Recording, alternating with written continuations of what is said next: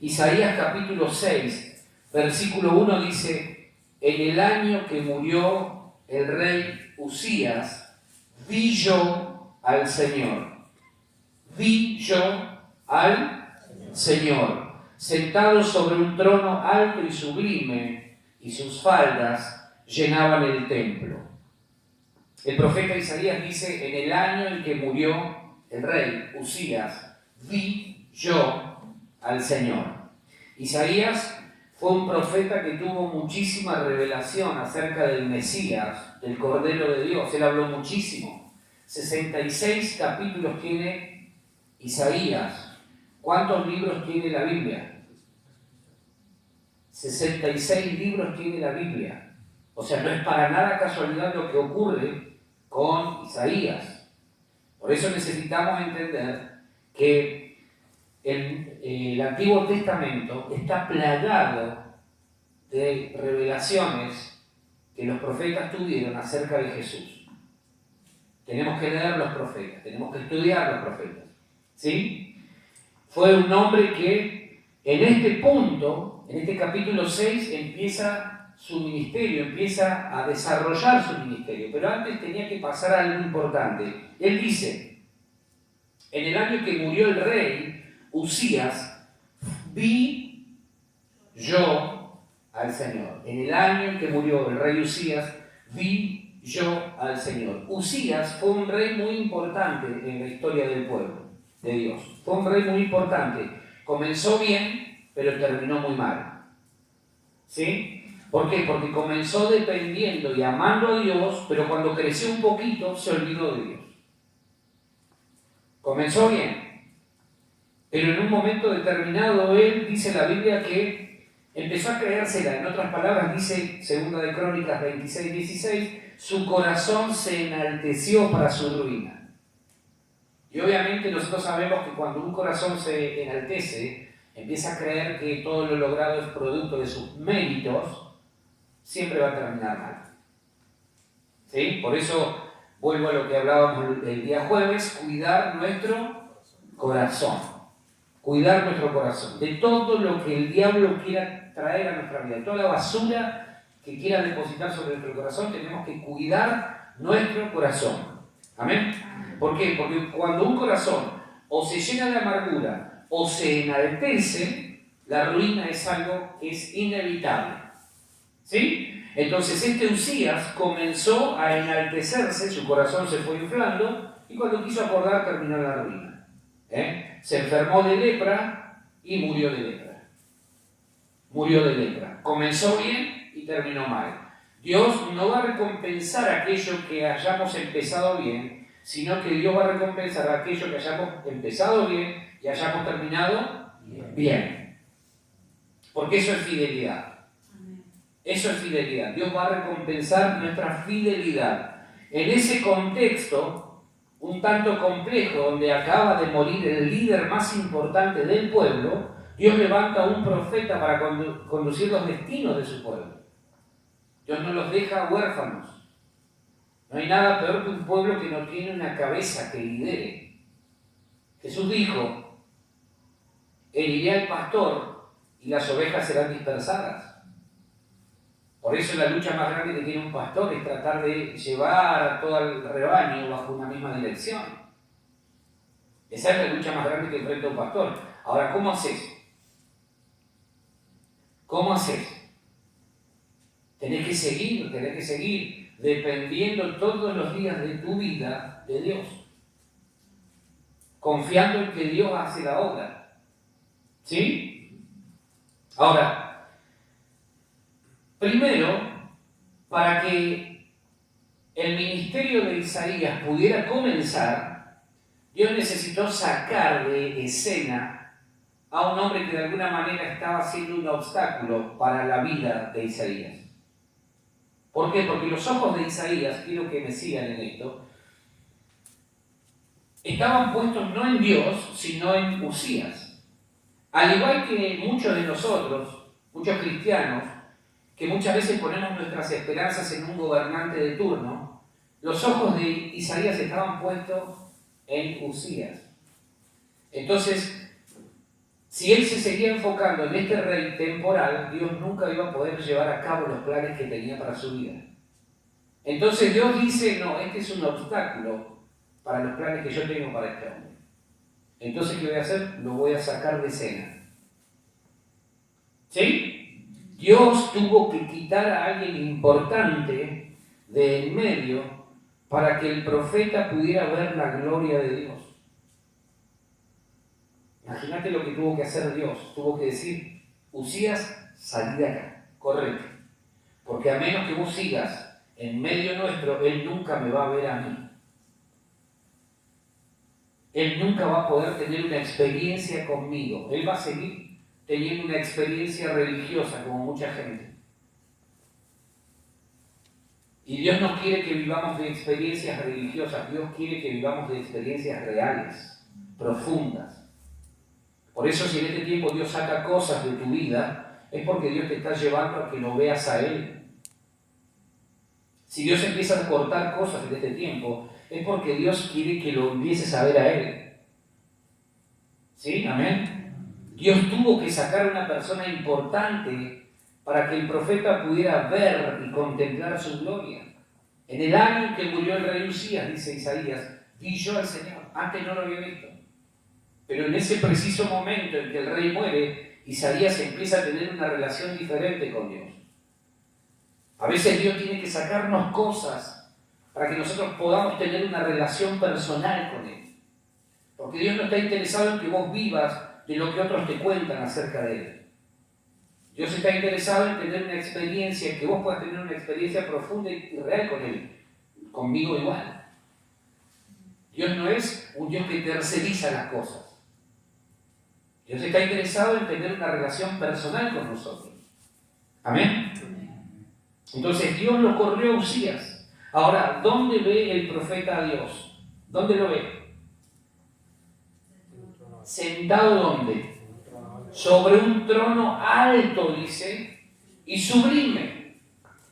Isaías ve, una vez que es quitado aquello que debía ver, al Señor sentado sobre un trono alto y sublime. Es decir, el cielo se abre y el profeta ve al Señor gobernando con poder y con autoridad. Él no tuvo una visión, veo ángeles. El cielo se abrió y ahora puedo ver ángeles que van y que vienen.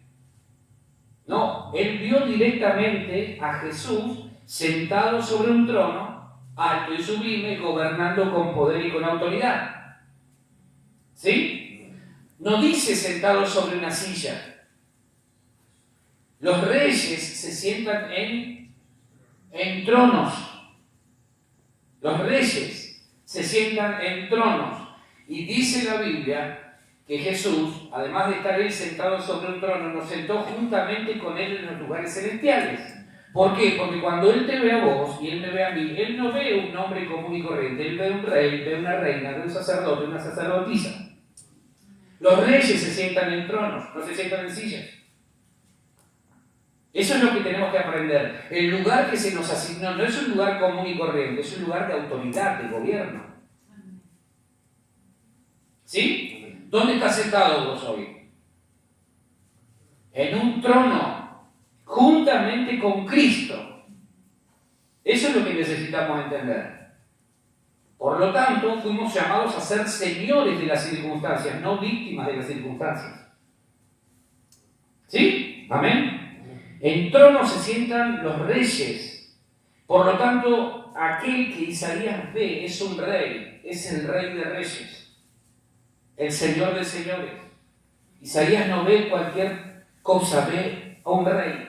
Ve, dice, al Señor. Vi yo al Señor. En el año en que murió el rey, que fue quitado Usías, pude ver al rey. Murió un rey terrenal, pero el rey de los cielos vive para siempre, ese no muere. A ese vio. Por eso es importante que haya cosas en este tiempo que Dios quite del medio. Porque entonces no vamos a poder contemplar a Él. Amén. Eso es lo que Dios quiere hacer. Por eso si en este tiempo Dios empieza a sacar cosas, no nos pongamos mal. Porque quizá lo que Dios quiere es revelarse a nuestra vida. Dios va a sacar cosas en este tiempo de nuestra vida, las va a sacar. Cosas que son impedimentos para los planes que Él tiene. Entonces, cuando Dios empieza a sacar esas cosas, entendamos, interpretemos el tiempo, el momento, lo que Dios quiere es mostrarse a mi vida, manifestarse a mi vida. Amén. Ahora, ¿por qué es que cuesta tanto el tema de la obediencia a Dios y en general? ¿Por qué crees? ¿Sabes por qué?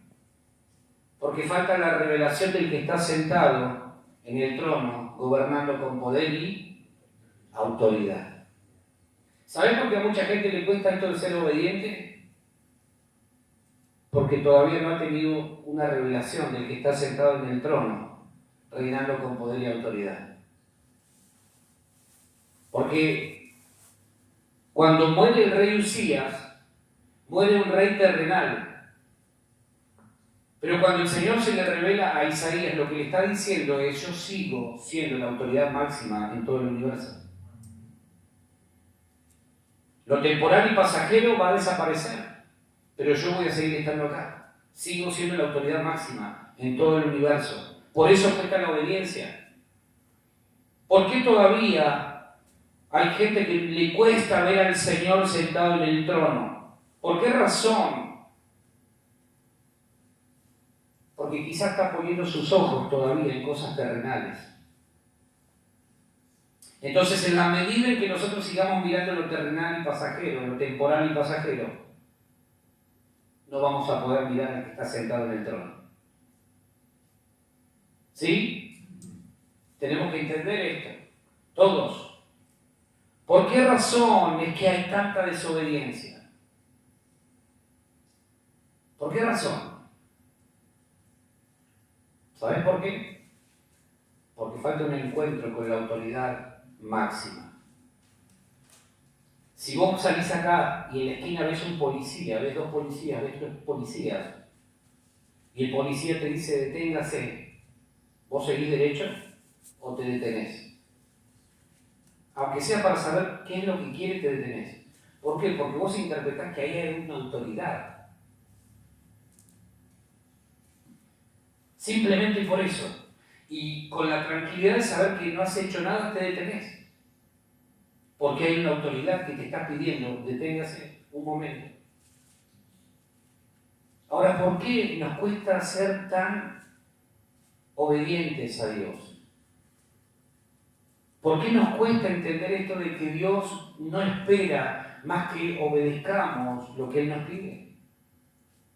¿Por qué será que necesitamos muchas veces tener problemas, situaciones difíciles, para de alguna manera entender esto de la obediencia? ¿Por qué? Yo me pregunto esto. Esta semana estudiaba mucho la historia del pueblo de Dios, de Israel, el pueblo elegido. Y es cíclico. Es cíclico. Ahora, vos y yo tenemos que anhelar tener un encuentro con ese Señor que está sentado en ese trono. Señor, revelate a mi vida como fuente de autoridad. Revelate a mi vida como un Dios que es la autoridad máxima en todo el universo. Revelate, porque cuando eso suceda, la rebeldía va a estar lejos de nuestra vida, de nuestro corazón. Por eso hay tanta rebeldía en la vida del creyente promedio. Cuando nuestros ojos espirituales sean abiertos y podamos verle como Isaías vio, dos cosas van a suceder. Número uno, vamos a poder reconocer nuestro pecado. Isaías dijo: ¡ay de mí que soy hombre de labios inmundos! ¡Ay de mí que estoy muerto, estoy frito! Porque ahora que veo la santidad de Dios, entiendo mi pecaminosidad. ¿Sí? ¿Se entiende? Ahora que veo a Dios tan santo que puedo ver su gloria, su poder acá, me doy cuenta de lo pecador que soy yo y merezco morir. Era un riesgo ver al Señor, ver su gloria. Era un riesgo porque podía morir literalmente la persona. Entonces eso es lo que pasa. No podemos ver nuestro pecado muchas veces porque todavía no hemos entendido con ese Dios santo con el que estamos tratando, no lo hemos descubierto. La exposición a la santidad de Dios nos hace ver el pecado que todavía está dentro nuestro. Por eso cuesta ver todo lo que quizá todavía estamos guardando dentro de nuestro corazón. El día que entendamos que estamos tratando con un Dios que es tremendamente santo, ahí vamos a descubrir en nuestro corazón cuánto pecado guardé durante todos estos años. Cuántas cosas fui guardando en mi corazón sin darme cuenta que Dios, siendo santo, estaba esperando que yo me diera cuenta de lo que había en mi interior. ¿Sí? Entonces cuando Isaías ve a Dios, reconoce su pecado, y entonces eso habilita que Dios empiece a tratar con su vida, a santificar su vida. ¿Sí? ¿Vamos bien hasta ahí? Vio al santo y vio su pecaminosidad. Vio al santo y vio su pecaminosidad. Yo estoy convencido de esto. Esto es tremendo. Si nosotros podemos entender estas palabras que estamos compartiendo, yo no le puedo pedir a una persona cuyos ojos espirituales todavía están velados, que entienda el pecado con el que está coqueteando. No le puedo pedir que lo vea, hasta tanto y en cuanto no vea primero al santo. ¿O ustedes creen que Isaías no sabía que estaba pecando? Le cayó la ficha cuando vio la santidad de Dios. Dijo, soy pecador. Soy hombre de labios inmundos. La confrontación con la santidad de Dios nos hace ver el pecado en nuestra vida. Y creo que quizá eso es lo que tenemos que pedir, Señor, que podamos ver tu gloria, tu santidad. Porque entonces eso va a descubrir nuestro corazón. Amén. Solo cuando muere todo lo terrenal y nuestro amor por ello es cuando estamos listos o listas para poder ver y contemplar lo celestial y ser atrapados y cautivados por completo por ello. Murió un rey terrenal, pero el rey de los cielos seguía sentado en el trono. Solo cuando desaparezca por completo nuestro amor por las cosas terrenales y pasajeras, entonces Dios va a empezar a revelarnos lo celestial. Y vamos a empezar a valorar lo que hasta hoy quizás no valoramos. Pero tiene que morir por completo todo lo terrenal en nuestra vida, todo lo temporal. Van a cambiar nuestras prioridades en esta temporada si podemos hacer morir lo terrenal en nuestra vida. Amén. Tiene que suceder eso. Tiene que suceder eso. Y vos fíjate que después de esta revelación que Isaías tuvo, él mismo le dice al Señor, Señor, el Señor pregunta, ¿a quién enviaré? Y él dice, heme aquí, envíame a mí. ¿Sabes por qué cuesta que la gente se ponga al servicio de Dios? Porque todavía hay muchas cosas terrenales que tienen gobierno sobre su corazón. No pueden ver al santo. Entonces, cuando muere lo terrenal, Isaías reconoce que hay pecado en su vida y que ahora es tiempo de ponerse al servicio de Dios. Heme aquí, Señor, envíame a mí. ¿Por qué no se lo dijo antes? Porque sus ojos estaban puestos ¿dónde? En lo terrenal. En lo terrenal. Entonces, cuando esto sucede, o cuando suceda esto, va a haber paz en nuestra vida. ¿Sabes por qué? Porque vamos a comprender que aunque un gobernante terrenal salga de escena, el gobernante mayor que todos los gobernantes sigue en control de todas las cosas. Murió un rey. Murió un rey terrenal. Claro, lo lamentamos. Pero nuestra confianza no está puesta en ese rey. Está puesta en el rey de los siglos. Amén. ¿Cuánta gente se rasgó los vestidos esta semana porque llevaron presa a la Cris? Y si después llevan preso a este y después llevan preso al otro. Y ustedes seguramente habrán visto gente que se da con un caño y porque están de un lado o del otro. Entonces, ¿dónde está puesta tu mirada? ¿En un rey terrenal, temporal? ¿O en el rey de los siglos? Todos los miedos y temores van a desaparecer de nuestra vida cuando veamos al que está sentado en el trono, dirigiendo el curso de la historia. Amén. Que se abran nuestros ojos esta tarde.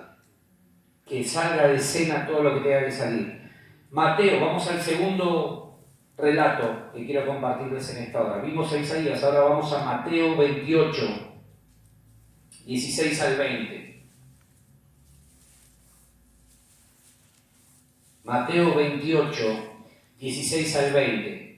Dice: pero los 11 discípulos se fueron a Galilea, al monte donde Jesús les había ordenado. Versículo 17. Y cuando le vieron, le adoraron, pero algunos dudaban. Y Jesús se acercó y les habló diciendo: toda potestad me es dada en el cielo y en la tierra. Por tanto, id y haced discípulos a todas las naciones, bautizándolos en el nombre del Padre y del Hijo y del Espíritu Santo, enseñándoles que guarden todas las cosas que os he mandado, y he aquí yo estoy con vosotros todos los días hasta el fin del mundo. Amén. Fíjate qué interesante que es la declaración de Mateo. Jesús había resucitado ya. Había pasado un tiempo y ya se habían desarrollado una serie de encuentros con los discípulos. Pero este encuentro que sucede tiene una particularidad que ahora se las voy a compartir. Versículo 17, mirá lo que dice. Y cuando le vieron, le adoraron, pero algunos dudaban. Cuando le vieron, le adoraron. Esto, cuando le vieron, le adoraron, no lo podemos separar de lo que dice a continuación, pero algunos dudaban. ¿Por qué razón? Porque verlo no era un reconocimiento así nomás, superficial. Ah, sí sabemos que es Jesús. No. Ese ver no tiene que ver con algo físico, sino con algo espiritual. ¿Por qué algunos dudaban y por qué otros irrumpieron en la adoración? ¿Por qué? Porque cuando vos y yo miramos de manera superficial a Jesús, podemos correr el mismo riesgo de esta gente. Ah, sí, es Jesús. Pero cuando ellos lo vieron, dijeron: es este el Hijo de Dios, el Mesías. Este es el que merece nuestra adoración. Hubo una revelación especial ahí. ¿Sí? No hubo un reconocimiento superficial. Si habían estado anteriormente con Jesús, algo pasó en ese momento que dice que cuando lo vieron, lo adoraron. Tuvieron una revelación del Hijo de Dios. Una revelación que era muy necesaria para terminar de quitar las dudas. Recuerden que después que Jesús resucita, vuelve a tener una serie de encuentros con los discípulos. Y a algunos de ellos todavía les costaba creer que Él era el Hijo de Dios, el que había resucitado. Se decían muchas cosas. Entre los judíos, dice la Biblia, que se divulgó un dicho de que los discípulos se lo habían llevado. Quizá ese dicho, esa expresión se mantiene hasta el día de hoy, por eso hay judíos a los que les cuesta creer en Cristo Jesús. Les resulta más fácil creer eso que otras cosas. Entonces dice que cuando lo vieron, lo adoraron. La revelación quita toda duda. Revelación significa quitar los velos, poder ver cómo es en realidad. La duda pone un velo sobre toda nuestra vida que no nos deja reconocer al Señor en toda su plenitud. Es Él. Es Él. Entonces, cuando no podemos ver a Jesús en plenitud, no adoramos en espíritu y en verdad. Lo adoramos superficialmente. Ah, sí, yo sé que Él es Jesús. ¿Sí? Por eso Mateo señala, y cuando le vieron, ya lo habían visto. Habían pasado varios días desde que había resucitado. Y ya habían tenido una serie de encuentros. ¿Por qué Mateo señala esto? Porque evidentemente algo pasó, algún velo cayó ahí, que pudieron entender definitivamente de quién se trataba. Otros no. Otros no. La duda pone velos sobre nuestra vida espiritual. y no nos deja ver a Jesús. No nos deja ver de quién se trata. ¿Sí? ¿Qué significa la palabra duda? Significa estar en dos mentes, tener dos mentes. Ahora la Biblia dice en 1 Corintios 2:16 que nosotros tenemos la mente de Cristo. La mente de Cristo. La mente de Cristo nos impulsa a actuar en fe. Cuando hay duda en nuestra vida, no es la mente de Cristo la que nos está moviendo a actuar. Es la mente fallada. La mente del viejo hombre. ¿Sí? Pero también significa, duda significa falta de certeza. Y si yo no leí mal, Hebreos 11:1 dice que es pues la fe la certeza de lo que se espera, la convicción de lo que no se ve. Entonces, cuando estoy obrando en duda, lo que me está faltando es la certeza de que Dios puede obrar. La certeza de que Dios está. A veces pensamos que para que Dios esté tenemos que tener el salón lleno. No. La Biblia es clara cuando dice dos o tres reunidos en mi nombre, ¿qué dice? Ahí estoy yo. Entonces yo tengo la seguridad, la certeza de que Dios está en medio nuestro. Porque Él no miente. ¿Sí? Amén. La Biblia dice que todo lo que no proviene de fe es pecado. ¿Por qué? Porque nace de la duda. Cuando vamos a orar, si no vamos a orar con fe, estamos orando mal. Olvídate de que vas a tener una respuesta. ¿Por qué? Porque estás orando movilizado por la duda, por la incredulidad.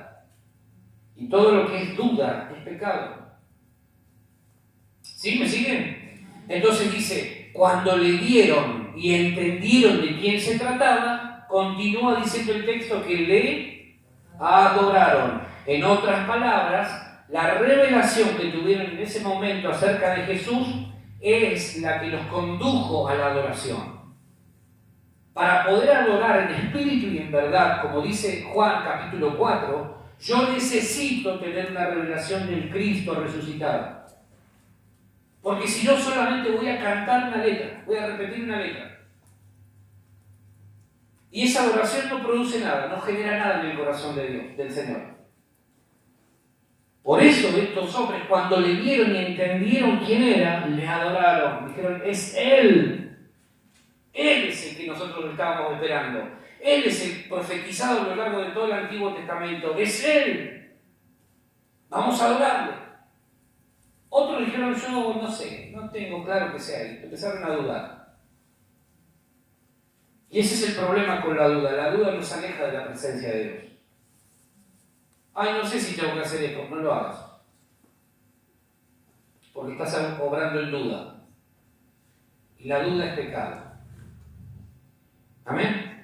Cuando no hay revelación acerca del Señor, la adoración que podamos expresarle es limitada por diversos factores. Falta de conocimiento de su persona, falta de entendimiento de lo que significa adoración, por el qué dirán, por lo que siento, por lo que pienso, por lo que creo. Todo eso es un factor que limita nuestra adoración. Todo eso limita nuestra adoración. Por eso es importante que nosotros primero le pidamos al Señor, Señor, abrí mis ojos, quiero verte a vos. Que lo que le pasó a Isaías me pase a mí también en este tiempo. Porque yo no me quiero perder un momento del tiempo que sea dedicado a la adoración. Aunque adoración no tiene que ver con cantar. Adoración tiene que ver con una vida que yo llevo honrando al Señor en todo lo que hago. Eso es adoración en espíritu y en verdad. ¿Sí? Los velos ponen un freno a la verdadera adoración, aquella que agrada al Señor y atrapa nuestro corazón. No hay nada peor que una persona que tiene un velo, que no puede ver.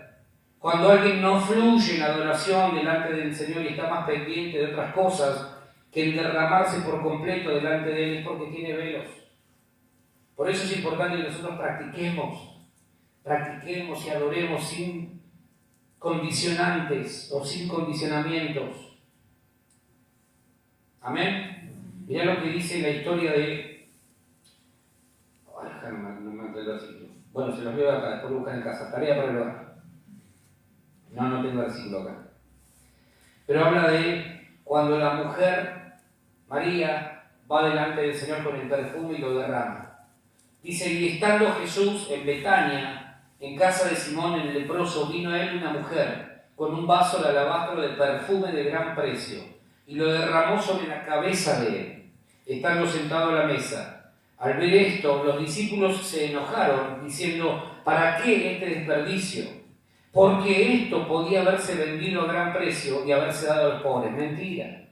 Versículo 10 dice, y entendiéndolo Jesús les dijo, ¿por qué molestáis a esta mujer? Pues ha hecho conmigo una buena obra, porque siempre tendréis pobres con vosotros, pero a mí no siempre me tendréis, porque al derramar este perfume sobre mi cuerpo, lo ha hecho a fin de prepararme para la sepultura. De cierto os digo que donde quiera que se predique este evangelio en todo el mundo, también se contará lo que ésta ha hecho para memoria de ella. Hoy lo estamos recordando nuevamente. ¿Viste qué fiel que es Dios? Dijo, lo que hizo esta mujer, donde se predique el evangelio se va a hablar de ella. Y hoy lo estamos recordando acá. Ahora yo quiero que concentres en esta expresión. Dice, vino a él una mujer. ¿Con qué vino? Con un perfume. Un perfume caro. ¿Sí? Más caro que el de Shakira, más caro que... ¿Cómo es el otro perfume? ¿El de mujer cuál es? Carolina Herrera. Más caro todavía. ¿Sí? Vino a él una mujer. Yo les he enseñado muchas veces que en la Biblia mujer tipifica ¿qué? A la iglesia. La mujer tipifica a la iglesia. Entonces, ¿quién vino acá delante de Jesús y partió el perfume? La iglesia. Yo creo que hay una iglesia que sabe adorar en plena libertad al Señor. Yo creo firmemente. ¿Por qué? Porque lo veo en la Biblia. Vino una mujer. ¿Cómo ella entendió? Si no había estudiado en ningún seminario, no había leído ningún curso de adoración, ¿de dónde sacó ella que eso se podía hacer? Simplemente pensó en llevar placer al corazón del Señor. ¿Qué importa lo que digan los demás? ¿Qué importa? Ahora, yo te puedo asegurar que en el momento en que nosotros rompamos con todos los prejuicios que tenemos y empecemos a adorar al Señor de una manera extravagante, extraordinaria, vas a tener mucha crítica. Pero la crítica va a venir de la parte religiosa que no va a entender lo que estás haciendo. Eso fue lo que pasó acá. Vino la mujer, agarró el perfume y dijo, ¿qué es lo que tengo acá para ofrecerle a mi Señor? Tengo este perfume. Listo. Lo voy a llevar y lo voy a partir, lo voy a derramar sobre su cabeza. Fue criticada.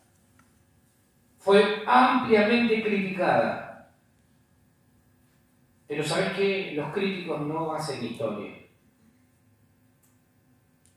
Entonces yo quiero pedirle al Señor en esta hora que Él abra nuestros ojos espirituales. ¿Para qué? Para ser adoradores como esta mujer. Una iglesia que adora en libertad. ¿Qué me importa? ¿Vos te tenés que quedar ahí criticando? No hay problema, yo quiero adorar a mi Señor.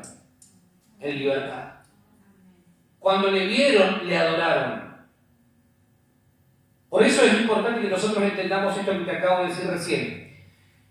Cuando venimos a la casa de Dios, a esto que es temporalmente el espacio donde nos reunimos, no es casa de Dios, el espacio físico, lo primero que yo tengo que ver es al Señor. ¿Dónde lo tengo que ver? En el cuerpo. Porque si yo no lo veo en el cuerpo, voy a entrar como Isaías a mirar las cosas terrenales, temporales y pasajeras, y me voy a privar de tener la revelación del que está sentado en el trono. Yo tengo que aprender, cada uno de nosotros se tiene que entrenar para ver en el cuerpo a Jesús. Amén. Porque si no vamos a estar pensando que, ¿dónde está Jesús acá? ¿Sabés dónde veo a Jesús yo? En el cuerpo. ¿Dónde lo tenemos que ver? En el cuerpo. ¿Sí? Amén. Porque si no nos vamos a quedar como estos que entraron a dudar. ¿Será este Jesús? Y en lugar de adorarlo se quedaron con la duda. ¿Sí? Y nuestra adoración en plena libertad va a despertar críticas. Claro que sí. Claro que sí. Cuando la gente te vea adorar y hacer lo que nunca te atreviste a hacer, va a levantar críticos. Va a levantar gente que lo único que sabe es abrir la boca para criticar y cuestionar todo. ¿Y por qué esto? ¿Y por qué aquello? ¿Y por qué ella? ¿Y por qué vos no? ¿Y por qué quiere levantar la mano así? ¿Porque quiere adorar? ¿Y por qué vos en vez de abrir la bocota no levantás la manota? Eso es lo que tenemos que entender. Esta mujer no había hecho ningún curso de adoración, pero ella agarró el perfume y fue, lo partió y dijo, Señor, acá está mi adoración. Y con el cabello así largo como el mío, ya.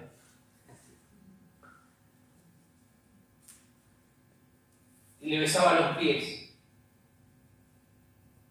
Y Jesús que dice, ¡hey! No la critiquen, jetones.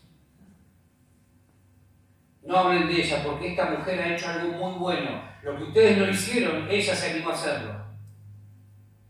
Lo que ustedes por sus prejuicios y conceptos legalistas y religiosos no hicieron, ella no ha parado de hacerlo desde que yo entré a este lugar. Buena obra me ha hecho. Y yo les digo algo, lo que hizo esta mujer es profético, porque ha preparado mi cuerpo para la sepultura. Algo vio esa mujer. Algo vio, dijo, este es el que va a morir por los pecados de la humanidad y el que también se va a levantar. Dijo Jesús, no lo digo yo, lo acabamos de leer. Ha preparado, dijo Jesús, mi cuerpo para la sepultura. ¿Qué ves cuando ves el cuerpo de Cristo? ¿Qué vemos? No voy a la iglesia porque hace frío, hace calor, breve. ¿Qué ves? No, porque estoy cansada. Y los demás somos de goma, que no nos cansamos. Esta mujer no tuvo ningún problema, fue y se transformó en una persona que hizo el ridículo delante de los hombres, pero no le importó, porque eso ridículo, que para los hombres es algo ridículo, para Jesús fue algo bueno. Fue algo bueno. En ningún manual de adoración decía que había que romper un perfume para ir delante del Señor. Se tiene que despertar en nuestra vida un nuevo tiempo en la adoración. Adoración no es cantar. Si solamente lo reducimos a eso, estamos cerrados. Estamos cerrados. ¿Sí? Versículo 17 dice, y cuando le vieron, le adoraron, pero algunos dudaban. Fíjate lo que ocurre acá. La revelación que tuvieron en ese momento acerca del Señor se transforma primero en ¿qué? En adoración y luego en acción. Fíjate qué importante es entender esto. Le dieron, le adoraron y luego el Señor los envía, les encomienda la mayor tarea dentro del reino. ¿Cuál es la mayor tarea dentro del reino? Ir y hacer discípulos. Fíjate cómo van entrelazadas estas tres cosas. Lo vieron, dijeron que este es Jesús. Lo adoraron y la adoración generó el ambiente para que Jesús traiga una palabra sobre sus vidas y les diga, muchachos, ahora vayan y hagan discípulos. Yo voy a estar con ustedes todos los días hasta el fin del mundo. Quédense tranquilos, no van a estar solos, pero vayan y hagan la tarea. Lo vieron, la revelación produce adoración. Por eso es importante tener una revelación, que se caigan los velos y podamos ver a Jesús. Él está presente acá, mirá. Esa revelación nos llevó a adorar. Y la adoración desató la palabra del Señor. Vayan y hagan discípulos. La revelación y la adoración nos conduce a la acción. Si no, todo lo demás es mentira. Si la palabra y la revelación del Señor no nos mueve a la acción, estamos viviendo una mentira. Eso es lo que necesitamos entender y es lo que necesita entender todo creyente. Si a vos la revelación, el ver a Jesús, el haber tenido un encuentro con el Señor y la adoración no te llevan a la acción, entonces estamos viviendo totalmente a la inversa. ¿Sí? Todo lo que Dios nos está hablando en este tiempo tiene que impulsarnos a la acción. Se nos está revelando, se nos están cayendo permanentemente los velos. Permanentemente los velos. Yo no sé cuál es la mirada que vos tenés de todo esto, pero cada palabra que trae el Señor a nuestra vida es un velo que se va corriendo cada vez más. No estoy hablando del velo que nos separaba de la presencia de Dios, sino de ahora poder ver a Jesús glorificado.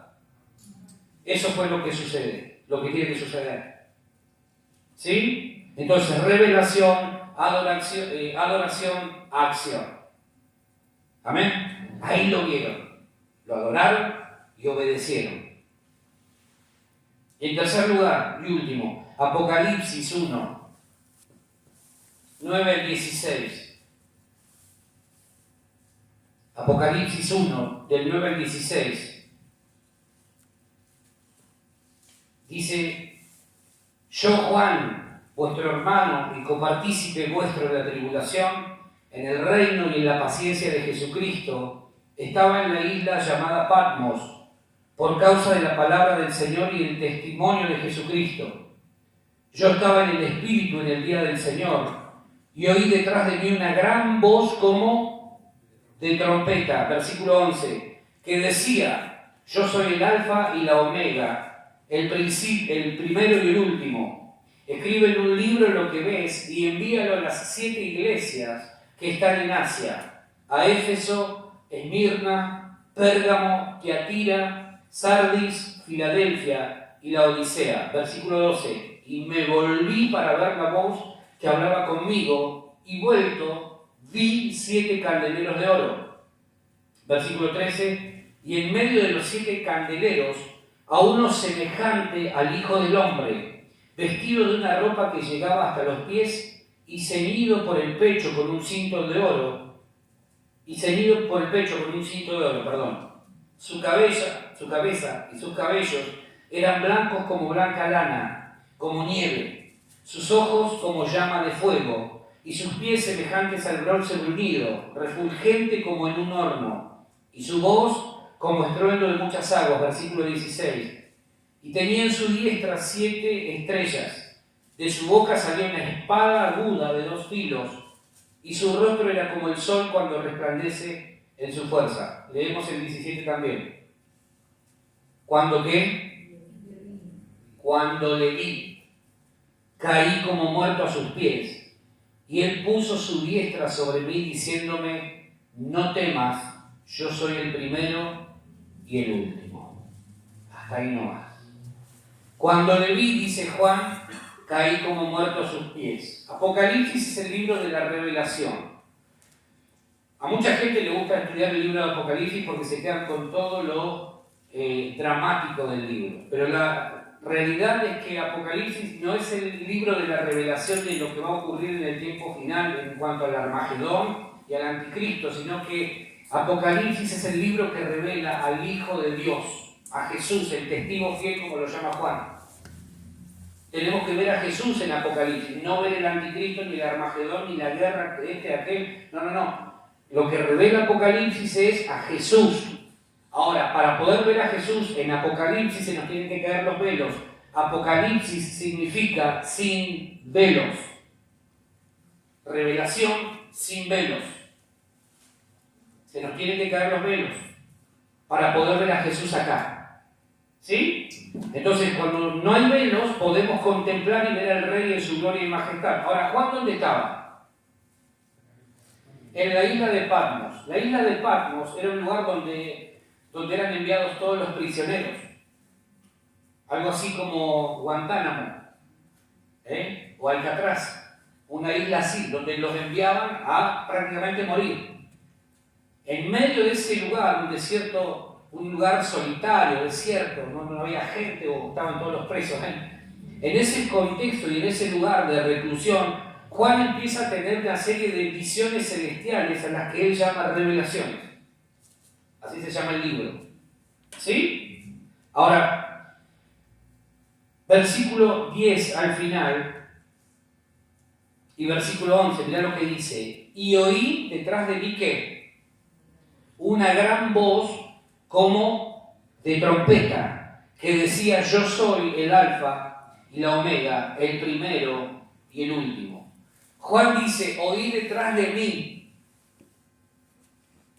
Es decir, que en principio, inicialmente, él no estaba sabiendo quién era el que hablaba, pero escucha detrás de él una gran voz, dice, no una vocecita, sino una gran voz como de trompeta. Yo no sé si alguna vez una trompeta se te puso acá en la oreja y sonó. Pero el sonido que produce la trompeta es conmovedor. Se te ponen los pelitos de punta. Porque es un sonido seco, que si literalmente te lo ponen acá en la oreja, hermano, te destapan de lado a lado de la oreja. ¿Por qué razón? Porque es muy fuerte, es impresionante. Si la persona está media dormida, se termina despertando. Queda aturdido uno. En la antigüedad se usaba el sonido de trompeta para convocar a la guerra al pueblo. ¿Sí? Entonces, dice Juan, vamos a retomar un poquito la escena. Dice Juan: oí detrás de mí, ¿qué? Una gran voz como de trompeta. O sea, Juan, prepárate porque viene algo grosso. Lo que te voy a hablar, lo que te voy a mostrar, lo que te voy a decir es muy fuerte, prepárate. ¿Sí? ¿Hasta ahí vamos? Versículo 12. Dice Juan: y me volví para ver la voz que hablaba conmigo. Y vuelto, o sea, se dio la media vuelta, o la vuelta entera, no sé. Dice: y vuelto vi 7 ¿qué? Candeleros de oro. Y en medio de los 7 candeleros, a uno semejante al Hijo del Hombre. Los 7 candeleros, en el versículo 20 del capítulo 1 está explicado que los 7 candeleros son las 7 iglesias representadas de estas 7 ciudades. Entonces vamos a repasar un poquito. Juan dice: estoy de espaldas, no lo dice él, lo agrego yo. Dice: y oí detrás de mí una ¿qué? Una gran voz como de trompeta. Y cuando me doy vuelta, veo 7 candeleros. ¿Que eran qué? Las 7 iglesias que menciona ahí. Pero hasta ahí no ve a nadie. Ve solamente ¿qué? Los candeleros. ¿Qué eran los candeleros? Las iglesias. Entonces, ¿qué es lo primero que ve Juan? Ve a la iglesia. Las 7 iglesias representan a la iglesia del tiempo final, con todas esas características que están ahí agrupadas en cada carta. La iglesia de este tiempo, tristemente, reúne las características de esas 7 cartas descritas a las 7 iglesias del Apocalipsis. El espíritu de Jezabel operando a full, el espíritu de manipulación, gente que ha perdido su primer amor, que ama más las cosas terrenales y temporales que la presencia de Dios. Eso es lo que está ocurriendo en este tiempo en la vida de la iglesia. ¿Sí? Entonces Juan dice: me doy la vuelta, me doy media vuelta y veo 7 candeleros. Lo primero que ve es a la iglesia.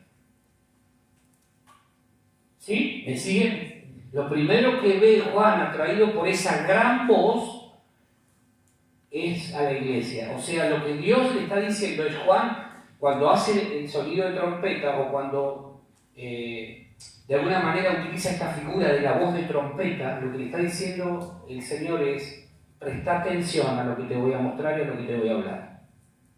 No te duermas. Porque lo que te voy a mostrar y lo que te voy a hablar va a servir para que la iglesia entienda el tiempo que viene.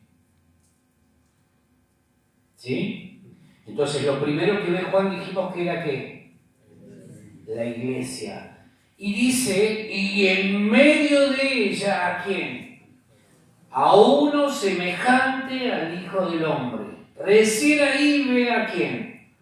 a Jesús. ¿Sabéis qué es lo que ve mucha gente?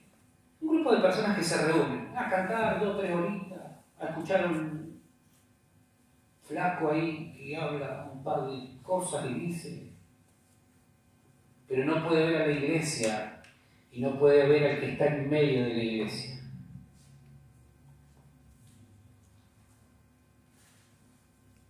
Juan ve a la iglesia y en medio de la iglesia ve a Jesús.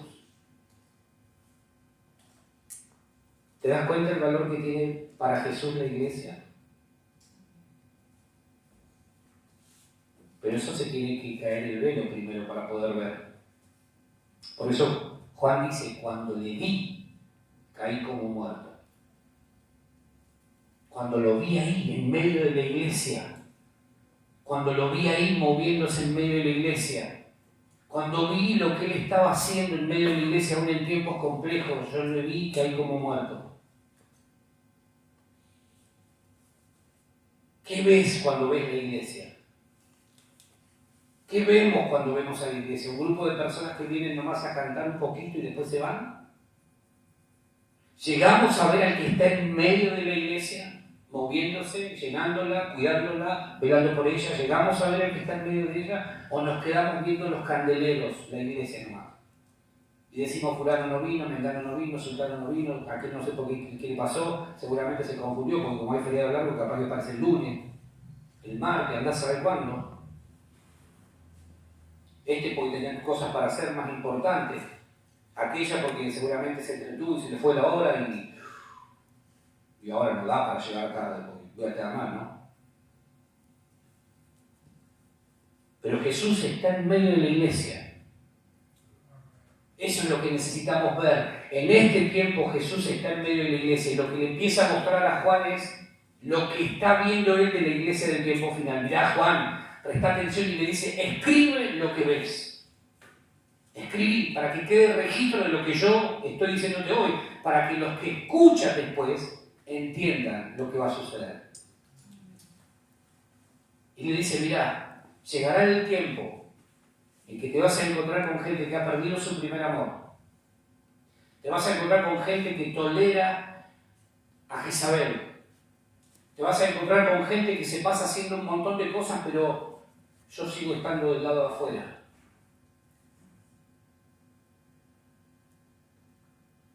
¿Qué vemos cuando vemos a la iglesia? ¿Podemos contemplar al Hijo del Hombre en medio de la iglesia, de su amada iglesia? ¿Lo podemos ver?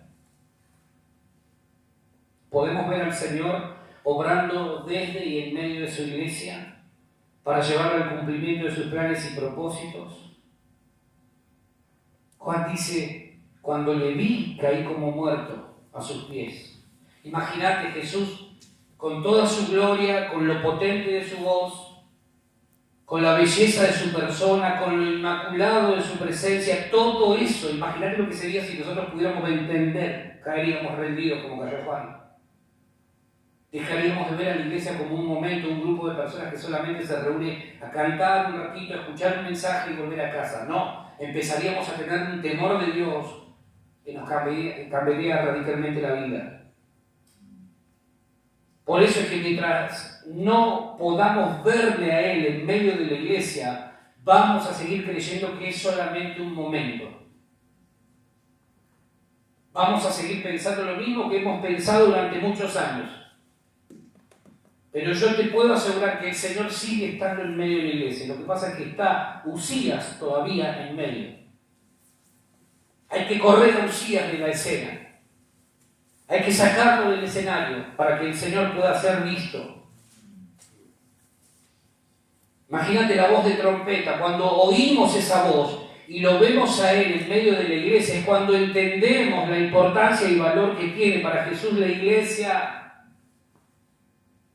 Imagínate la importancia que el Jesús glorificado apareció ahí en esa visión de Juan y le empezó a mostrar la iglesia, la realidad de la iglesia. Él se reveló en esas 7 cartas. Se reveló en esas 7 cartas. Se manifestó en medio de ella lo que dijo que iba a hacer en cada uno de los casos. Pero tengo contra ti que has dejado tu primer amor. Pero vos creés que sos rico y sos un miserable, estás desnudo, estás ciego.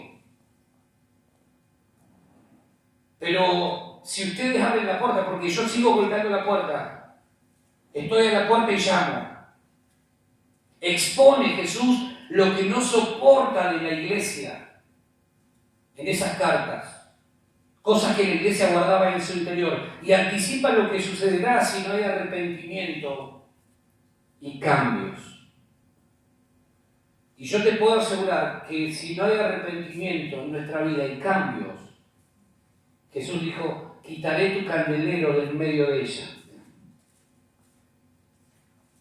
O sea, Él está diciendo a esa ciudad, no recuerdo cuál es ahora, pero le dice, si ustedes no se arrepienten, yo voy a quitar la iglesia del medio de la ciudad.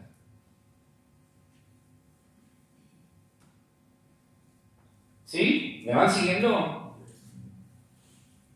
Por eso el Señor le resuena como voz de trompeta. Le dice, presta atención, Juan, porque lo que vos vas a escribir es importante. Y en el versículo 1 le dice, capítulo 1, versículo 3 de Apocalipsis, Jesús está diciéndole, porque el tiempo está, ¿cómo? Cerca. Las cosas que van a suceder sucederán pronto, porque el tiempo está cerca. La iglesia que estamos viviendo hoy es una iglesia apocalíptica. Una iglesia que lo único que quiere es buscar al Señor para cuando lo necesita, pero cuando el Señor resuelve sus problemas, nos vemos. ¿Sí? En otras palabras, Dios, Jesús, le está diciendo a Juan que le transmita a la iglesia el siguiente mensaje. Iglesia, prepárate, estoy en medio tuyo, trabajando, santificándote, porque vengo en breve. Vengo en breve. La clave es ver a Jesús en medio de la iglesia. Cuando le vi, caí como muerto a sus pies. Te pregunto, ¿Juan no lo había visto anteriormente? ¿Sí o no? ¿Y por qué ahora esa reacción? ¿Por qué ahora le sucede esto? ¿Por qué? Si ya lo había visto antes. ¿Por qué antes no y ahora sí? Porque él conocía al Jesús encarnado, hecho hombre, pero ahora se le estaba revelando el Jesús glorificado, el Hijo de Dios, el que vino como siervo, pero ahora vuelve como rey. Eso es lo que necesitamos ver. Eso es lo que necesitamos ver. No nos podemos quedar nosotros, en este caso, con la historia. Tenemos que dejar de conocer solamente al Jesús histórico para conocer al Jesús eterno, al glorificado. Eso es lo que necesitamos entender, porque nos podemos quedar solamente viviendo de la historia y de los milagros que Él hizo. Perfecto, está buenísimo, aprendemos un montón de Él. Pero la pregunta es, ¿se nos está revelando el Jesús glorificado como a Juan? Por eso dice, cuando lo vi caí como muerto, era tremendo lo que vi.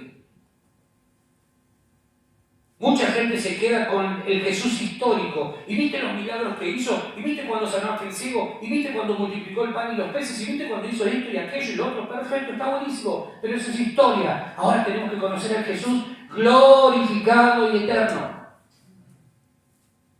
No nos podemos quedar con la historia. No nos podemos quedar solamente con eso. Podemos pasarnos toda una vida hablando de ese Jesús, pero no descubrir nunca el Jesús glorificado y revelado en los cielos. Y esa falta de temor y reverencia que muchas veces manifestamos cuando estamos reunidos, se debe justamente a esto, a que no hemos visto a Jesús en medio de la iglesia. Yo te puedo asegurar que cuando eso empieza a suceder, el temor y la reverencia en la presencia de Dios va a ser totalmente diferente. Vamos a amar estar como iglesia juntos. No vamos a necesitar que se nos diga un horario X, vamos a llegar un rato antes, vamos a estar, vamos a buscar al Señor, vamos a adorar, vamos a derramarnos delante de Él. ¿Por qué? Porque habremos visto al que está en medio de los candeleros. Yo oro a Dios para que a cada uno de nosotros se nos revele ese Jesús. Que que se nos revele el Jesús glorificado, eterno. No solamente el histórico, el Jesús histórico, el que dice la Biblia que caminó sobre las aguas.